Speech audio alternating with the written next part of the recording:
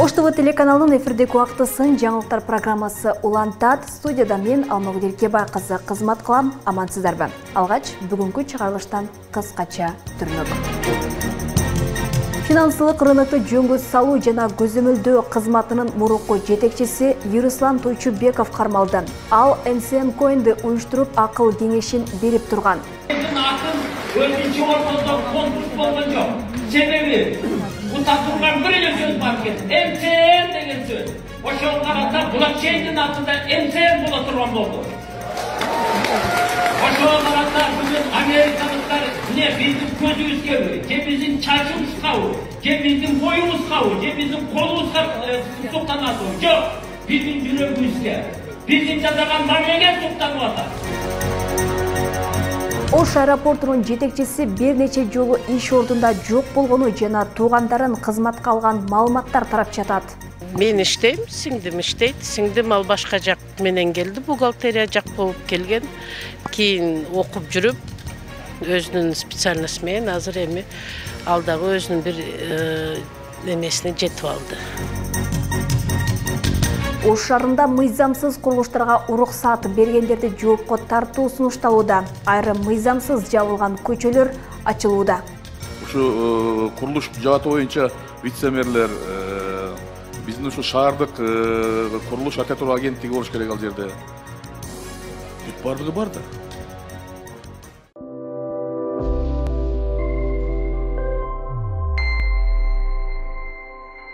Урматтуу мекендештер, Москва шаарында эмгектенип жүргөн мигрант жарандар азыркы күндө Москва шаарында эң эле көйгөйлүү маселе документ иштери. Жаңы келгендерге турак жайга каттоо, каттоону узартуу, базада жок болсо каттоо, ошондой эле эмгек келишими, медициналык китепче, ИНН, СИНИЛС, ДМС, паспорт котору кара тизмеден текшеребиз, айып пул, базадан текшерүү жана да Вайлберске керектүү документтерди даярдап беребиз. Биздин дарек метро Павлецкая. Байланыш үчүн +7 977 736 15 87 WhatsApp номерине кайрылыңыздар. Сиздерге кызмат көрсөткөн Адис Ажакбар жигитибиз.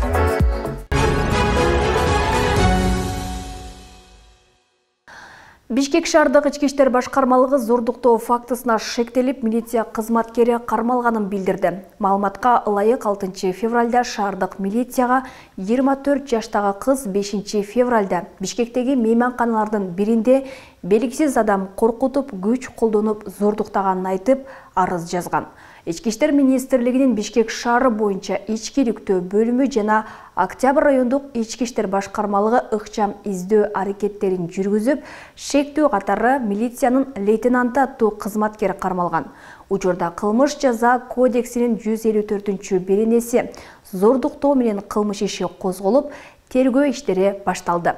Бишкек шаардык ички иштер башкармалыгы мыйзам бузган милиция кызматкерлерине катуу чара көрүлөрүн белгилейт. 2022 жылы секелекти зордуктоого байланыштуу 2 милиция кызматкери айыпталган.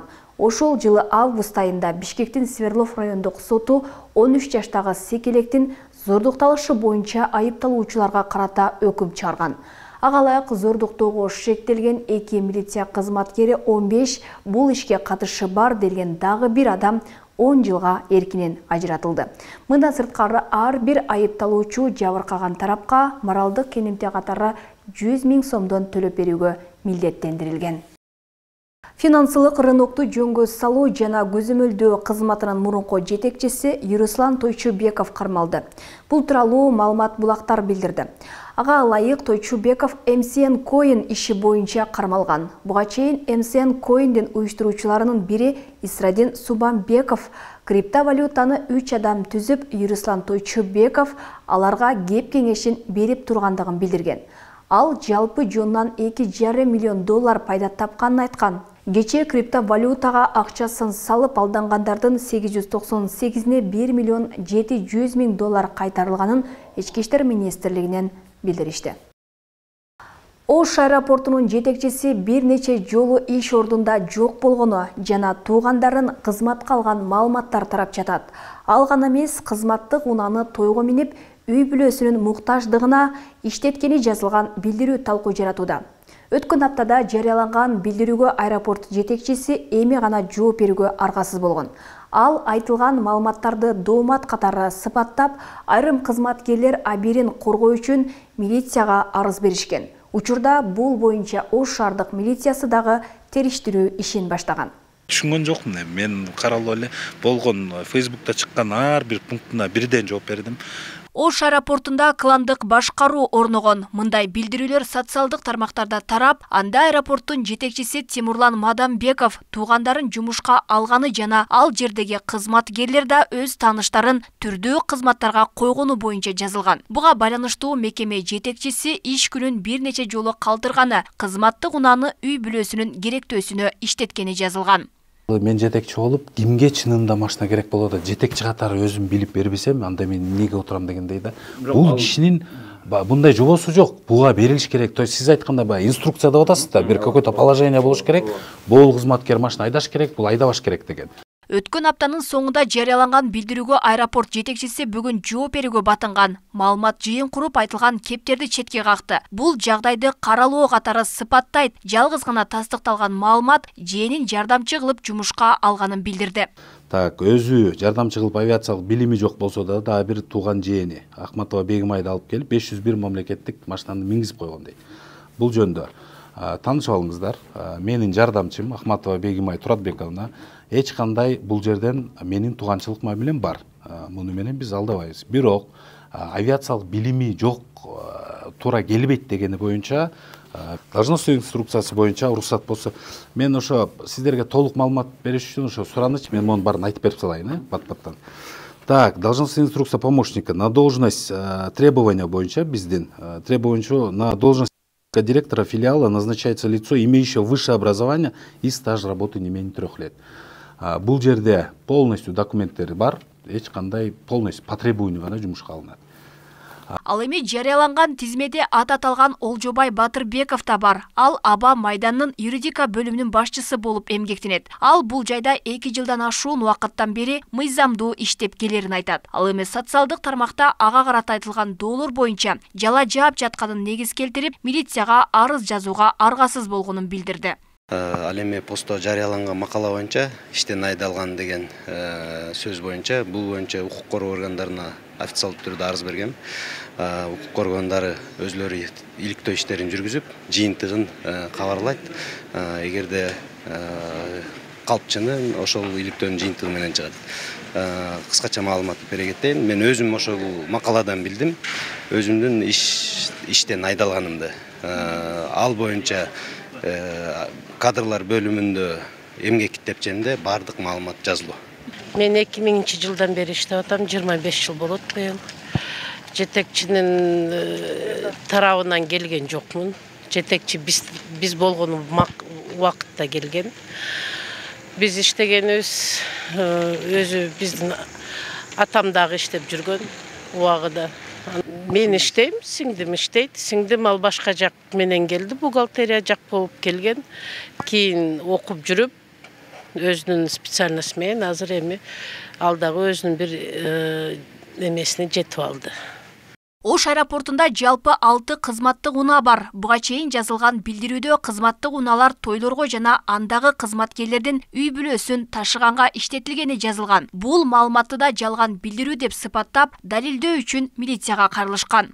Мен эми өзүм кесип менен блогер болсом түшүнгөн жокмун. Мен каралып эле болгон Facebook'та чыккан ар бир пунктуна бирден жооп бердим. Иш убактысынан ар бир нерсеге бирден жооп бердим. Анан жана айттым болгону, мен билбейм, мага бир видео ырып калыптыр, ошону сиздерге берейин, анан өзүңөр талдап көргүлө. Туура эмес жала жабуу менен туура эмес маалыматтарды интернет булактарында биздин аэропортту жана бизде иштеген кызматкерлерди туура эмес жала жабуу менен туура эмес маалыматтарды берип жатат. Биздин адамдык абийирибизге шек келтирип жатат. Ошондуктан бул маалыматтарды текшерип, ошондой маалымат тараптарга тиешелүү чара көрүп берүүңүздөрдү суранам деп жазган. Бүгүнкү күндө ушу шаардык ички иштер башкармалыгынын тергөө кызматы ал маалыматтарды арыздын негизинде текшерүүнү баштады. Тимурлан Мадамбеков Манас эл аралык аэропорту ачык акционердик коомунун Оштогу филиалынын директорлугуна 2023 жылы дайындалган. Ага чейин аталган филиалдын директорунун орун басары болуп иштеп келген. Ачык булактарда Мадамбеков боюнча толук маалыматтар жокко эсе, бир гана бул кызматка дайындалгандан мурда Каракол шаарындагы тазалык ишканасынын жетекчиси болгону гана жазылган. Белгилей кетсек, Ошаба майданында 970 кызматкер эмгектенет, аэропорт жылына 2 миллион жүргүнчү тейлейт. Алмагүлерке Байгызы, Адилбек Абдакимов, Ош ТВ. Жогорку кеңештин депутаты Улукбек Ормонов мыйзамсыз курулуштарга уруксат бергендердин жоопкерчилигин кароо керектигин айтты. Ал белгилегендей Ош жана Бишкекте мыйзамсыз курулуштар бузулууда. Бирок ага уруксат бергендердин жоопкерчилиги каралбай калууда. Маселе транспорт коммуникациялар архитектура жана курулуш боюнча комитеттин кийинки жыйынында карала турган болду. Эске салсак, Ош шаарында кызыл сызыктан чыгып кеткен имараттар түртүрүлүп жатат. Тийиштүү тапшырманы мэр Жеңишбек Токторбаев берген. Ошо курулуш жааты боюнча вице-мэрлер, биздин ошо шаардык курулуш архитектура агенттиги болуш керек ал жерде. Бүт бардыгы бар да. Буларга мындай бир жооп берген киши болобу? Же ошол ишкерлер эле 3 күндө буз десе бечаралар кыштын күнү туруп алып даңкылдатып бузуп атышат, башка кылып атышат. Угун чыкпай бардыгы. Мына менин кагазым бар, муну берген киши бар. Ошондон сура деген адам жок да. Ош шаарындагы мыйзамсыз тосуп алынган жолдор ачылат. Бул тууралуу шаар башчысы кезектеги текшерүүсүндө айтты. Ал Достук ичи шаарчасындагы бир катар көчөлөрдүн абалы менен таанышып, анын алкагында 10-көчөдөгү жашыл бадалдар жана тосмолор менен тосулуп калган жолду жана ачуу боюнча тиешелүү тапшырмаларды берген. Мындан улам аталган көчөдө бак дарактар кыйылып, тосмолор алынды.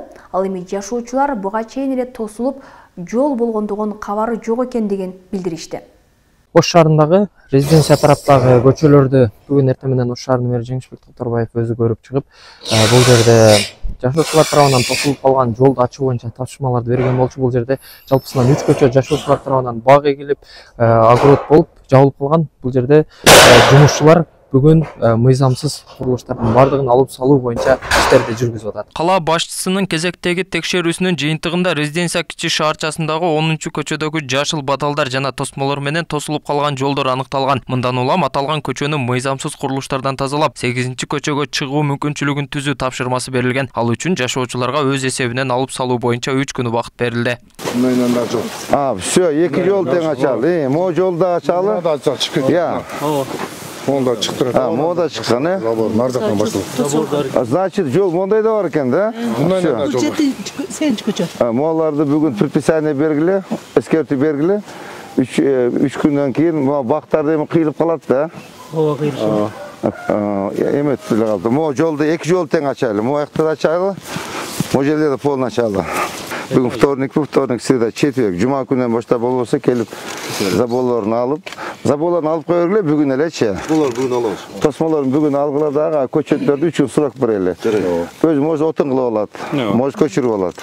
Бүгүнкү күндө өз билемдик менен көчөгө чыгып кеткен мыйзамсыз тосмолорду жана бак дарактарды алып салуу иштери башталды. Анда 10-көчөдөгү дарактар үй ээлери тарабынан кыркылып жатса, тосмолор шаар мэриясы тарабынан алынып жатат. Текшерүүнүн жыйынтыгында жалпысынан 3 көчө аныкталган. Алдыда жолдорду тазалоо иштеринен кийин пайдаланууга берүү пландалып жатат. Ош шаарында аталчу резиденция тарапта мынтип жолдор тосулуп, көчө аталбай эле бир мындай бир бак дарак багбанчылык жүргүзүлүп калганда, тилекке каршы ушундай болуп аныкталды. Жеринде биз мына тосмолорун алып, бак дарактарындагы ээлер тарабынан өздөрү алып, буюрса ушул жерде бүт ошон көрүнүштөрдөн тазалап өтөбүз. Буюрса бул жер көчө болуп ачылат.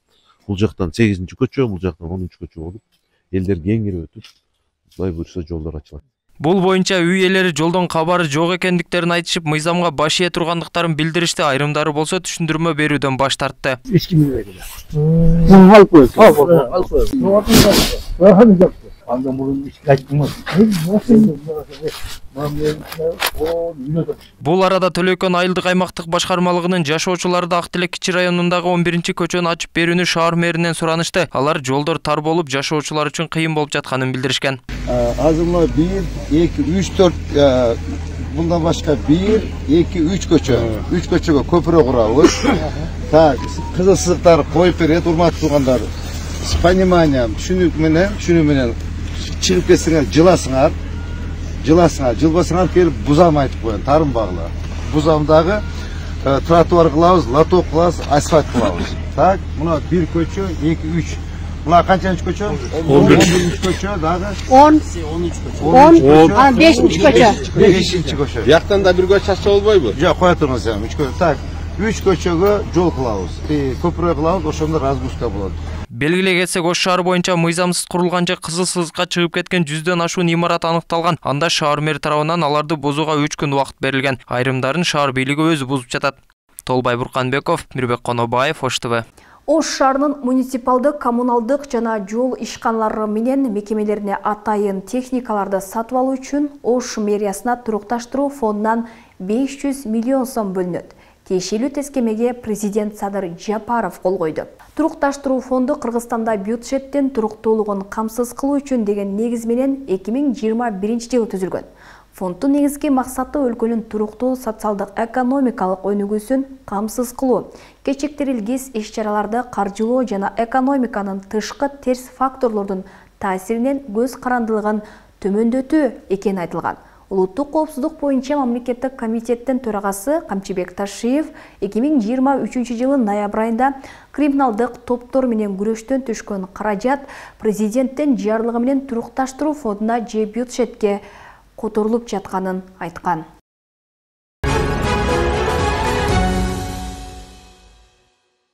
Кыргызстанда министрлер кабинетине караштуу архитектура, курулуш жана турак-жай коммуналдык чарба мамлекеттик агенттиги курулуш, архитектура жана турак-жай коммуналдык чарба министрлиги болуп түзүлдү.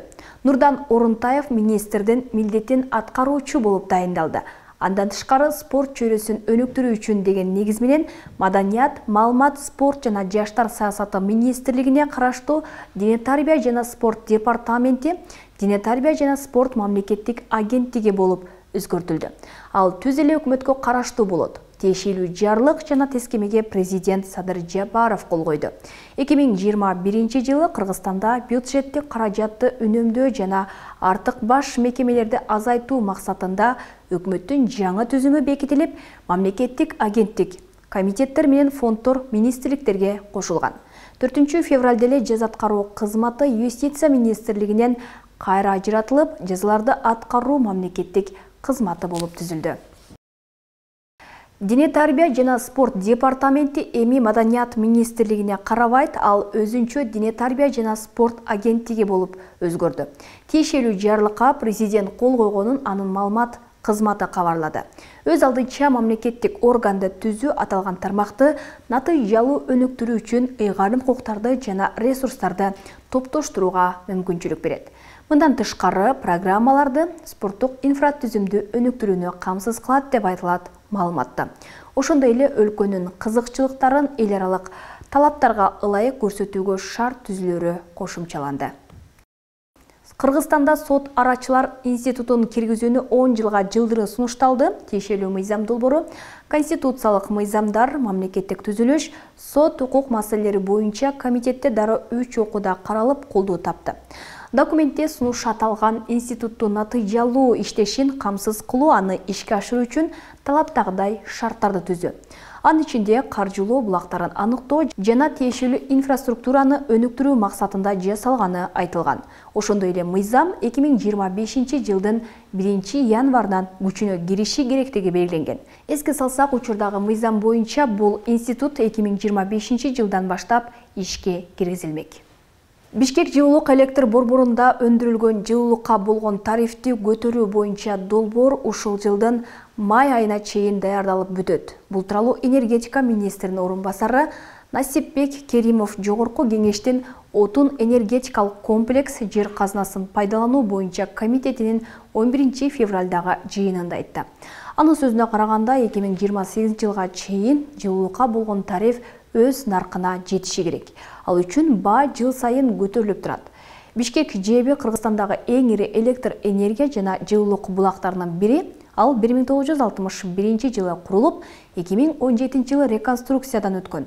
Бирок андан кийин да объектте бир нече ири авария катталган. 2024 жылы өкмөт стратегиялык мааниге ээ болгон ЖЭБти электр станцияларынын карамагынан чыгарып, Бишкектин мэриясына өткөрүп берген. Бишкек жылуулук электр борбору 812 000 киловатт электр энергиясын жана саатына 1294,2 гигакалорияга жылуулук берүүгө ыңгайлашкан. Шаардагы имараттардын 60%га жакынын тейлейт.